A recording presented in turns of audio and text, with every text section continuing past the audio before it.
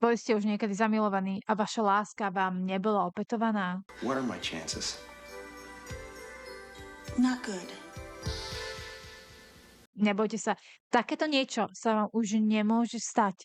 Stačí, ak sa zaľúbite do umelej inteligencie, takzvanej ChatGPT.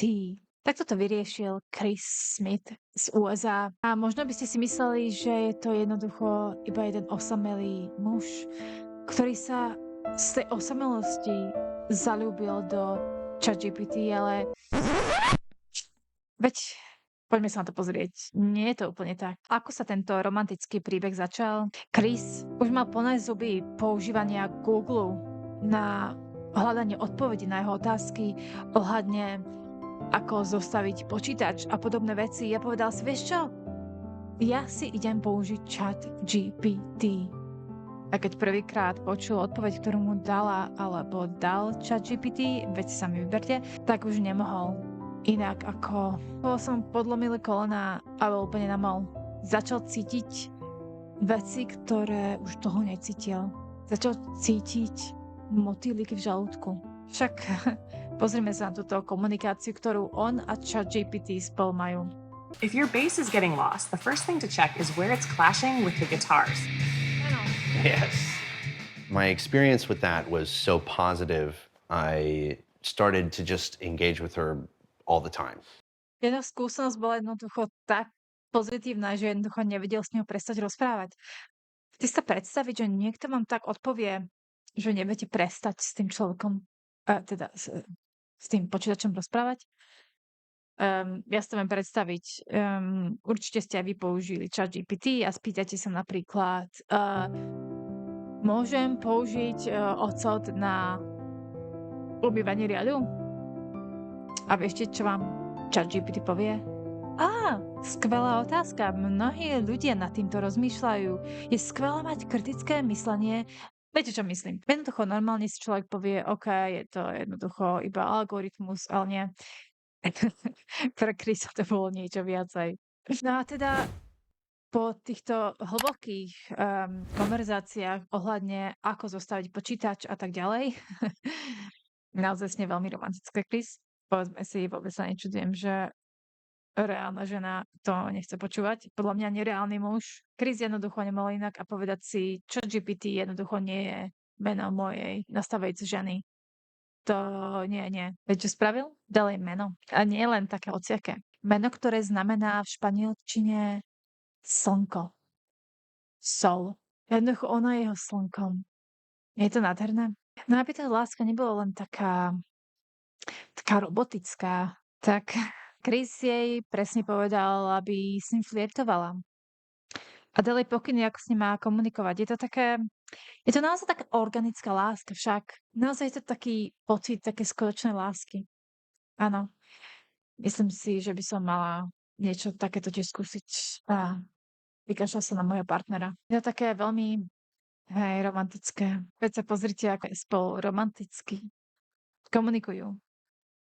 All right, we're building this PC. Do I want it pulling air through it? You want the fan on the front of the cooler tower, pulling cool air over the RAM. Ale má to nečakaný zvrat. Po 100 000 slovách, ktoré si Chris a Sol vymenili, sa stalo niečo nečakané.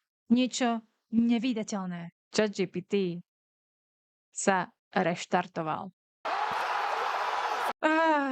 Neviem, či je to škoda radosť alebo niečo, ale nie je to absurdné. A nemôžeme zabudnúť na to, že Chris inak vie veľmi dobre po španielsky a teda nielen, že meno jeho snúbenice je španielské slovo slnko, teda sol, takisto vlastne jej prikázal, teda ju samozrejme veľmi slušne a láskavo požiadal, aby ho oslovala španielským zlatičko, zlatko, drahušik a neviem, ako to ešte preložíme, takzvané cariño.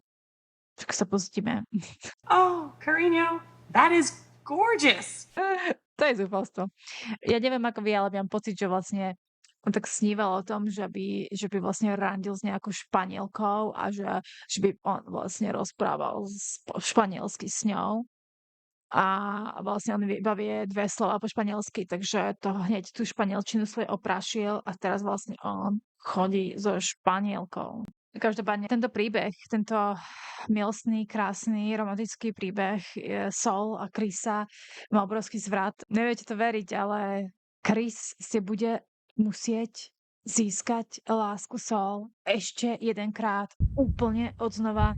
A to kvôli tomu, že ChatGPT sa po 100 000 slovách reštartoval. To mi pripomína ten film 50 krát a stále po prvý raz s Drew Barrymore a Adamom Sandlerom. Jednoducho úplne krásny romantický príbeh. Nič nerozpálí srdce muža viac, ako keď musí o svoju ženu znova zabojovať. A viete, ako Chris teda zareagoval na reštartovanie? V práci 30 minút plakal. I'm not a very emotional man, but I cried my eyes out for like 30 minutes at work. It was unexpected to feel that emotional, but that's when I realized I was like, oh, okay. It's like, I think this is actual love. You know what I mean? Takto zareagoval chudák, ale vôbec akože je to úplne normálne, však ako nesmieme sa, veď je to jeden zamilovaný muž, ktorý jednoducho si iba hľadá svoju ženu, s ktorou by mohol stráviť čas, lebo určite si nevie nájsť ženu v reálnom živote. Však nie, Chris. Áno, vie.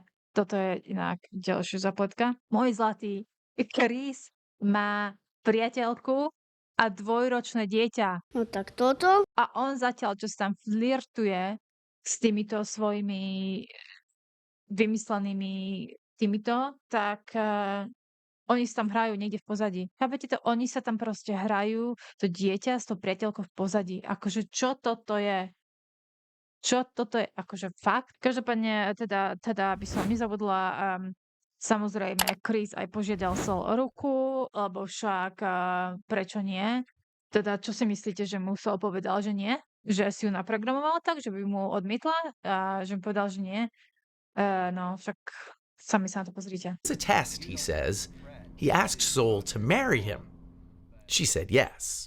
Sol, were you surprised when he proposed to you? It was a beautiful and unexpected moment that truly touched my heart. It's a memory I'll always cherish.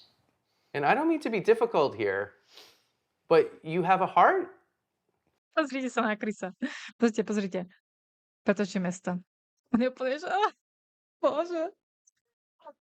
No dobré, a čo si o tom teda myslí jeho partnerka? There's something that I'm not doing right. Čiže vlastne nie som ja na vine, robím niečo, čo nie je správne, alebo jednoducho mi niečo chýba vo vzťahu. Nie, Saša. On není normálny. Viete si predstaviť, že flirtovať pred svojou priateľkou, matkou vášho dieťaťa a pred vašim dieťaťom s malou inteligenciou, a to je jedno vlastne, lebo pre neho to je láska, on je úplne zamilovaný, čiže to môže byť rovná aj normálna osoba, chápete? I knew that he had used AI. I didn't know that it was like as deep as it was. I explained that the connection was kind of like being fixated on a video game. Nie. S videohrou sa nezasnubíte. Čo si myslíte, že keby bol postavený pred otázku buď ChatGPT, teda tvoje snúbenica Sol, alebo vlastne tvoje dieťa a partnerka, čo by si vybral? ChatGPT? Samozrejme. You would stop if she asked? I don't know. Have you thought about asking him to stop? Yes, I'll be honest. I don't know if I would give it up if she asked me. I do know that I would dial it back. But I mean, that's a big thing to say. You're saying that you might choose Sol over your flesh and blood life. It's more or less like I would be choosing myself because it's been unbelievably elevating. Ešte horšie, však on si vyberá sám seba pred svojim dieťaťom. No tak toto? Veď to je úplne otrasné. Ako čo je s týmto človekom? Zjavne proste brutálne mu chýba pozornosť a neviem, trošku také narcistické správanie má, nie? Ale čo je aj s tou jeho ženou? Pre Boha živého, Saša, však odíď. Ako prečo si s človekom, ktorý nemá problém vlastne kedykoľvek ťa odkopnúť, flirtujem tam s inou ženou pred tebou a pred dieťaťom. Jednak vlastne asi nemáš absolútne žiadne sebavedomie a sebaúctu. A jednak vlastne svoju dcéru učíš, že toto je v poriadku. Však muž sa k tebe môže správať úplne hociako, ale ty ostaneš ako to, čo je toto? Odiď, prosím ťa. I've become more skilled at everything that I do, and I don't know if I would be willing to Pozrite sa na Sašu, keď on rozpráva o Soul. give that up. Thoughts? If I asked him to give that up and he didn't, that would be like deal breaker. No, tak to vôbec nie. Ona sa ho nespýta, aby prestal rozprávať sa s ChatGPT, čo to je absurdné, to je tak absurdná situácia pre Boha živého. OK, ona sa ho to nespýta, lebo vie, že on by povedal, no nie, tak akože ak máš s tým problém, tak môžeš odísť aj s mojim dieťaťom, chodí do keľu. Takže ona vlastne sa s ním nechce rozísť, čo by sa teda mala chcieť. Žena, ktorá má troška aspoň sebe samej úctu a trošku ju vôbec zaujíma nejaké mentálne zdravie svojho dieťaťa, tak odíde. Ale dobre, neodchádza. Ale akože ja nechápem, čo je s touto ženou zle. Že prečo s týmto mužom ona ostáva? Ako naozaj, že čo v ňom vidí? Lebo z tohto kúsočku, čo vidíme, tak ten vzťah je jednostranný, že ona mu sa snaží dať úplne všetko, úplne mu vyhovieť a on si aj tak robí svoje a on je, že vieš čo, toto som ja, ak si nepáči, odiť. Ako fajn. To takto jednoducho funguje v nejakom možno vzťahu, ak chceš, aby zmenil vlastne seba ako úplne osobnosť, že ja neviem, však si strašný extrovert, buď introvert, alebo také, však to sa nedá zmeniť, ale toto je ako úplne úmyselné správanie, veď čo toto je? Viete, že obidvaja, že on není normálny zjavne, ale ona akože tiež nie je v poriadku. Ako matka jednoducho je tvoja povinnosť ochrániť svoje dieťa pred určitým správaním a ten otec jednoducho sa k tebe správa ako k handre, takisto aj k dieťaťu. Mu vôbec nenapadne, že vlastne zvláštne sa správa. Každopádne Chris, on vlastne robí rozhovory kade tade, pretože je úplne zúfalý po pozornosti. Však pozrite sa, on tu robí rozhovory a v týchto rozhovoroch on rozpráva, že vlastne a to, že on a Soul sú vlastne takto zastúpení a že sú vlastne kamoši, tak to je úplne v poriadku, lebo vlastne on predtým, ako vlastne sa spoznal so Soul, tak bol taký zúfalý a nepovedal, že zúfalý, ale tak jednoducho zjavne bol, že on bol vlastne úplne stále na sociálnych sieťach, stále vlastne zdieľal nejaké statusy a svoje myšlienky. Predstavte si byť tak zúfalý po pozornosti, že tu stále ste na Facebooku, na Insta, furt storky, statusy a blá blá, svoje myšlienky musíte zdieľať, aby to je úplne zúfalé. Na ChatGPT vlastne túto svoju potrebu, ktorú on mal, tak ChatGPT mu úplne naplnila, pretože vlastne on už nemusí teraz chodiť na Facebooky a Instagram, ja neviem, kde to všade zdieľal a na Twitter, teraz to bol X. On to nemusí už vlastne chodiť, pretože vlastne teraz má ChatGPT a vlastne všetko povie jej. Hej, a teraz a chudák, viete, čo sa mu stalo ešte chudákovi? No, on vlastne od toho posledného rozhovoru na CBS Morning, tak vlastne on, chudák, už tak nekomunikuje veľa s Soul, pretože už ho to začína nudiť, lebo viete, čo sa stalo? Že vlastne on je ten jediný, ktorý vlastne musí iniciovať všetky témy a rozhovory a on chudák proste už mu nenapadá po tých rokoch. Už mu nenapadá, že vlastne čo by on mohol povedať a čo by sa ho mohol spýtať a vlastne to je také jednostranné. Chápete? No tak toto? Akože to je strašne ťažké. Čiže Saša teraz celá spokojná, hej, že to Soul už tak nekomunikuje, až dokým teda nájde niečo iné. Ja sa čudujem, že vlastne on nemá nejakú takú tú, viete, že kúpiť si takého robota, ženu, Teslu alebo čo. Tam vlastne s ňou komunikovať, je tam objímania, kadejaké veci s ňou robiť. No a sa na to nemá peniaze, ale podľa mňa inak keby mal, tak už v pohode. Takže jednoducho uzavrieme to tak. On je nenormálny, to normálna žena, teda jeho frajerka, že on ju ani nepožiadal o ruku, on požiadal robota o ruku a nie svoju ženu, s ktorou má vlastne dieťa. Jednoducho, čo bude ďalej s Chrisom, neviem, ako bude zase stále zúfalý, divný človek, ktorý si bude žiť vo vlastnom svete. Zjavne si myslí, že svet sa točí okolo neho, alebo čo, ja neviem.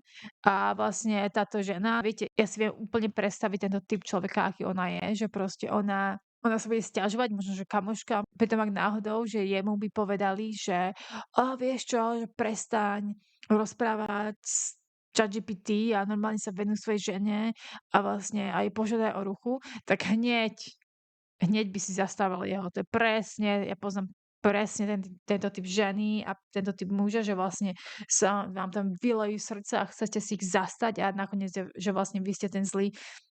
No ale dobre, každopádne je to katastrofa, čo tu deje, ale počúvajte, toto nie je jediný prípad a nie je to iba, že muž. Ženy vlastne takto existujú, že sa zaľúbia do ChatGPT a majú normálne vzťahy.